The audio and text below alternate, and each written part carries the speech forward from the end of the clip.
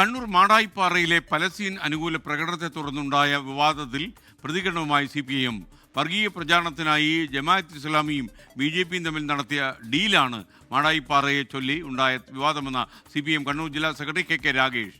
ഈ വിഷയത്തിൽ തുടർ പ്രതിഷേധങ്ങൾക്ക് ഒരുങ്ങുകയാണ് BJP. ജമാഅത്തെ ഇസ്ലാമിയുടെ ഭാഗമായ ഗേൾസ് ഇസ്ലാമിക് ഓർഗനൈസേഷൻ മാടായിപ്പാറയിൽ നടത്തിയ പലസ്തീൻ അനുകൂല പ്രകടനമാണ് വിവാദത്തിന്റെ തുടക്കം. സമൂഹത്തിൽ സ്പർദ്ധയുണ്ടാക്കാൻ ശ്രമിച്ചെന്ന് പോലീസ് FIR ഇട്ടു. പിന്നാലെ മാടായിപ്പാറയിലെ പലസ്തീൻ അനുകൂല പ്രകടനത്തിനെതിരെ BJP രംഗത്തെത്തി. ദേവസ്വം ഭൂമിയിൽ ജമാഅത്തെ ഇസ്ലാമി വർഗീയ പ്രചാരണം നടത്തിയെന്നായിരുന്നു ആരോപണം.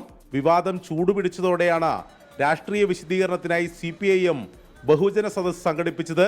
മാടായിപ്പാറയിലെ GIOയുടെ പ്രകടനം BJPക്ക് വർഗീയ പ്രചാരണത്തിന് അവസരമൊരുക്കുന്നതിന് വേണ്ടിയായിരുന്നുവെന്ന് CPIM. എന്തിനാണ് 4-5 കിലോമീറ്റർ അപ്പുറത്ത് ജമാഅത്തെ ഇസ്ലാമിക്കാർ വന്നിട്ട് ഇവിടെ പ്രകടനം നടത്തുന്നത്? അതിന്റെ ലക്ഷ്യം എന്താ?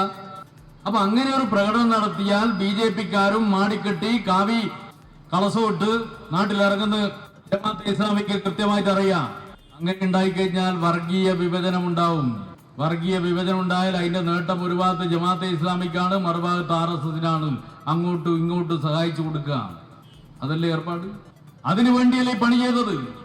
എന്നാൽ പലസ്തീൻ അനുകൂല പ്രകടനത്തിലൂടെ സമൂഹത്തിൽ സ്പർദ്ധയുണ്ടാക്കാൻ ശ്രമിച്ചെന്ന പോലീസ് FIR CPIM തള്ളി. 24 കണ്ണൂർ. ലോകത്തെവിടെയായാലും ഏത് സമയത്തും 24 വാർത്തകളും ഓഗ്മെന്റഡ് റിയാലിറ്റി പാക്കേജുകളും എക്സ്പ്ലെയിനറുകളും വിശദമായി കാണാൻ ഞങ്ങളുടെ YouTube ചാനൽ നിങ്ങൾക്ക് സബ്സ്ക്രൈബ് ചെയ്യാം.